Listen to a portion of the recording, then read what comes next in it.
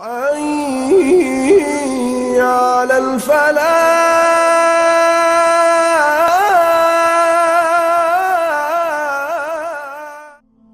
اعوذ باللہ من الشیطان الرجیم. پناہ مانگتا ہوں میں اللہ کی شیطان مردود سے. بسم اللہ الرحمن الرحیم. شروع اللہ کا نام لے کر جو بڑا مہربان نہایت رحم والا ہے. اے نبی، تم سے دریافت کرتے ہیں کہ آیا یہ سچ ہے؟ کہہ دو ہاں میرے رب کی قسم یہ سچ ہے، اور تم بھاگ کر اللہ کو عاجز نہیں کر سکو گے. اور اگر ہر ایک نافرمان شخص کے پاس روئے زمین کی تمام چیزیں ہوں تو وہ عذاب سے بچنے کے بدلے میں سب دے ڈالے، اور جب وہ عذاب کو دیکھیں گے تو پچھتائیں گے اور ندامت کو چھپائیں گے، اور ان میں انصاف کے ساتھ فیصلہ کر دیا جائے گا اور ان پر ظلم نہیں ہوگا. سن رکھو کہ جو کچھ آسمانوں اور زمین میں ہے سب اللہ ہی کا ہے. سن رکھو کہ اللہ کا وعدہ سچا ہے، لیکن اکثر لوگ نہیں جانتے. وہی جان بخشتا اور وہی موت دیتا ہے، اور تم لوگ اسی کی طرف لوٹ کر جاؤ گے. لوگوں، تمہارے پاس تمہارے پروردگار کی طرف سے نصیحت اور دلوں کی بیماریوں کی شفا اور مومنوں کے لیے ہدایت اور رحمت آ پہنچی ہے.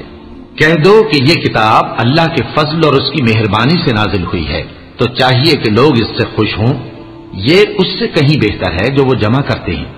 کہو کہ بھلا دیکھو تو اللہ نے تمہارے لیے جو رزق نازل فرمایا تو تم نے اس میں سے بعض کو حرام ٹھہرایا اور بعض کو حلال. ان سے پوچھو کیا اللہ نے تمہیں اس کا حکم دیا ہے یا تم اللہ پر جھوٹ باندھتے ہو؟ اور جو لوگ اللہ پر جھوٹ باندھتے ہیں وہ قیامت کے دن کی نسبت کیا خیال رکھتے ہیں؟ بے شک اللہ لوگوں پر مہربان ہے، لیکن اکثر لوگ شکر نہیں کرتے. اور تم جس حال میں ہوتے ہو یا قرآن میں سے کچھ پڑھتے ہو یا تم لوگ کوئی اور کام کرتے ہو، جب اس میں مصروف ہوتے ہو تو ہم تمہارے پاس ہوتے ہیں، اور تمہارے پروردگار سے کوئی ذرہ بھر بھی چیز پوشیدہ نہیں رہتی، نہ زمین میں اور نہ آسمان میں، اور نہ کوئی چیز ہے اس سے چھوٹی اور نہ بڑی مگر کتاب روشن میں لکھی ہوئی ہے. سن رکھو کہ جو اللہ کے دوست ہیں ان کو نہ کچھ خوف ہوگا اور نہ وہ غمناک ہوں گے. یعنی وہ جو ایمان لائے اور پرہیزگار رہے ان کے لیے دنیا کی زندگی میں بھی بشارت ہے اور آخرت میں بھی. اللہ کی باتیں بدلتی نہیں، یہی تو بڑی کامیابی ہے. اور اے پیغمبر، ان لوگوں کی باتوں سے آزردہ نہ ہونا، کیونکہ عزت سب اللہ ہی کی ہے، وہ سب کچھ سنتا ہے، جانتا ہے.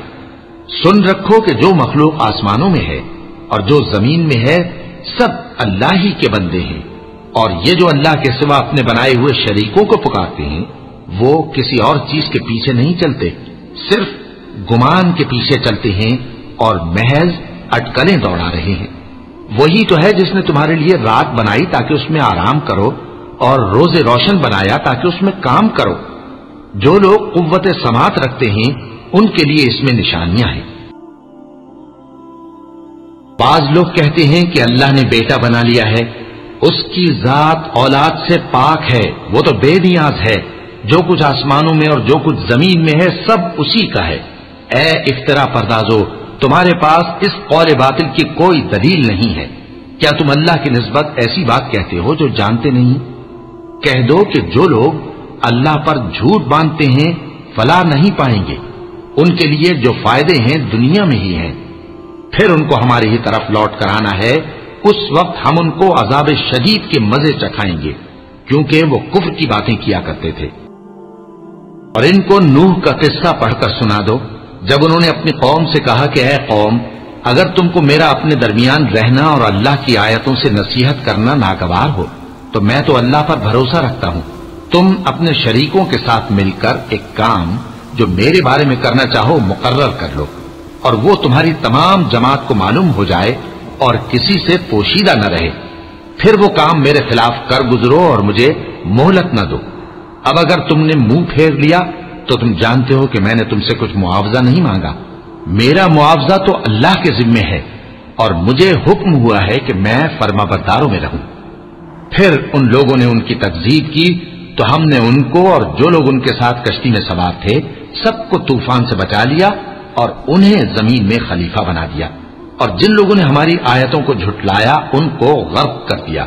تو دیکھ لو کہ جو لوگ ڈرائے گئے تھے ان کا کیسا انجام ہوا۔ نوح کے بعد ہم نے اور پیغمبر اپنی اپنی قوم کی طرف بھیجے تو وہ ان کے پاس کھلی نشانیاں لے کر آئے، مگر وہ لوگ ایسے نہ تھے کہ جس چیز کو پہلے جھٹلا چکے تھے اس پر ایمان لے آتے۔ اسی طرح ہم زیادتی کرنے والوں کے دلوں پر مہر لگا دیتے ہیں۔ پھر ان کے بعد ہم نے موسیٰ اور ہارون کو اپنی نشانیاں دے کر فرعون اور اس کے سرداروں کے پاس بھیجا، تو انہوں نے تکبر کیا اور وہ گناہگار لوگ تھے۔ تو جب ان کے پاس ہمارے ہاں سے حق آیا تو کہنے لگے کہ یہ تو کھلا جادو ہے۔ موسیٰ نے کہا کیا تم حق کے بارے میں جب وہ تمہارے پاس آیا یہ کہتے ہو کہ یہ جادو ہے، حالانکہ جادوگر فلاح نہیں پانی کے؟ وہ بولے کیا تم ہمارے پاس اس لیے آئے ہو کہ جس راہ پر ہم اپنے باپ دادا کو پاتے رہے ہیں اس سے ہم کو پھیر دو، اور اس ملک میں تم دونوں ہی کی سرداری ہو جائے، اور ہم تم پر ایمان لانے والے نہیں ہیں۔ اور فرعون نے حکم دیا کہ سب کامل فن جادوگروں کو ہمارے پاس لے آؤ۔ چنانچہ جب جادوگر آئے تو موسیٰ نے ان سے کہا کہ جو تم کو ڈالنا ہو ڈالو۔ پھر جب انہوں نے اپنی رسیوں اور لاٹھیوں کو ڈالا تو موسیٰ نے کہا کہ جو چیزیں تم بنا کر لائے ہو جادو ہے، اللہ اس کو ابھی نیست و نابود کر دے گا۔ اللہ شریروں کے کام سنوارا نہیں کرتا، اور اللہ اپنے حکم سے سچ کو سچ ہی کر دے گا اگرچہ گناہگار برا ہی مانے۔ تو موسیٰ پر کوئی ایمان نہ لایا مگر اس کی قوم میں سے چند لڑکے، اور وہ بھی فرعون اور اس کے اہل دربار سے ڈرتے ڈرتے کہ کہیں وہ ان کو آفت میں نہ پھنسا دے۔ اور فرعون ملک میں متکبر تھا اور کبر و کفر میں حد سے بڑھا ہوا تھا۔ اور موسیٰ نے کہا کہ بھائیو اگر تم اللہ پر ایمان لائے ہو تو اگر دل سے فرما بردار ہو تو اسی پر بھروسہ رکھو۔ بس وہ بولے کہ ہم اللہ ہی پر بھروسہ رکھتے ہیں۔ اے ہمارے پروردگار ہم کو ظالم لوگوں کے ہاتھ سے آزمائش میں نہ ڈال، اور اپنی رحمت سے ہمیں قوم کفار سے نجات بخش۔ اور ہم نے موسیٰ اور اس کے بھائی کی طرف وحی بھیجی کہ اپنے لوگوں کے لیے مصر میں گھر بناؤ اور اپنے گھروں کو قبلہ یعنی مسجدیں ٹھہراؤ، اور نماز قائم کرتے رہو اور مومنوں کو خوشخبری سنا دو۔ اور موسیٰ نے کہا کہ اے ہمارے پروردگار تو نے فرعون اور اس کے سرداروں کو دنیا کی زندگی میں بارونق ساز و سامان اور مال و زر دے رکھا ہے، اے پروردگار کیا اسی لیے کہ وہ تیرے رستے سے گمراہ کر دیں؟ اے پروردگار ان کے مال کو برباد کر دے اور ان کے دلوں کو سخت کر دے کہ ایمان نہ لائیں جب تک عذاب علیم نہ دیکھیں۔ اللہ نے فرمایا کہ تمہاری دعا قبول کر لی گئی تو تم ثابت قدم رہنا اور بے عقلوں کے رستے پر نہ چلنا۔ اور ہم نے بنی اسرائیل کو سمندر سے پار کروایا تو فرعون اور اس کے لشکر نے سرکشی اور زیادتی کرتے ہوئے ان کا تعاقب کیا، یہاں تک کہ جب اس کو غرق کرنے والے عذاب نے آ پکڑا تو کہنے لگا میں ایمان لایا کہ جس اللہ پر بنی اسرائیل ایمان لائے ہیں اس کے سوا کوئی معبود نہیں، اور میں فرما برداروں میں ہوں۔ جواب ملا کہ اب ایمان لاتا ہے، حالانکہ تو پہلے نافرمانی کرتا رہا اور مفسد بنا رہا، تو آج ہم تیرے بدن کو بچا لیں گے تاکہ تو پچھلوں کے لیے عبرت ہو، اور بہت سے لوگ ہماری نشانیوں سے بے خبر ہیں۔ اور ہم نے بنی اسرائیل کو رہنے کو عمدہ جگہ دی اور کھانے کو پاکیزہ چیزیں عطا کی، پھر بھی وہ باوجود علم ہونے کے اختلاف کرتے رہے۔ بے شک جن باتوں میں وہ اختلاف کرتے رہے تمہارا پروردگار قیامت کے دن ان میں ان باتوں کا فیصلہ کر دے گا۔